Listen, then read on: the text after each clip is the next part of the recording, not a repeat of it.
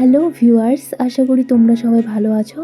আজকে আমি তোমাদের সামনে আমার রান্নার রেসিপি নিয়ে আসলাম। ফ্রাইড রাইস আর গ্রেভি পনির।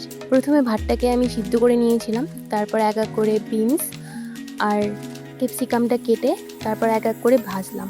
তারপর যখন আমি চালটাকে কড়াই দিয়ে দিব, তার আগে 3-4টে এলাচ আর একটা তেজপাতা দিয়ে দিলাম। তারপর ভাতটাকে ঠিকমতোভাবে নেড়ে চেড়ে তারপরে ভেজে রাখা কিশমিশ আর কাজু দিয়ে দিলাম।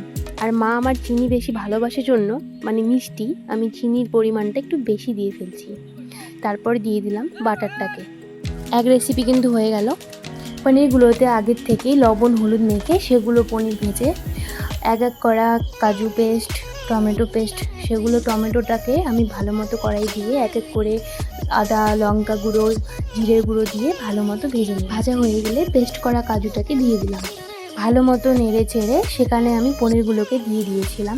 পনিরগুলো দিয়ে দেওয়ার পরে এলাচ দুটোকে দিয়ে দিই, তারপর বাটার।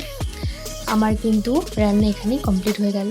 হ্যাঁ, তোমরা কিন্তু অবশ্যই বলবে আমার কোথায় কোনটা গন্ডগোল হয়ে গেল। আমি কিন্তু অপেক্ষায় থাকবো, কমেন্ট করে জানাবে।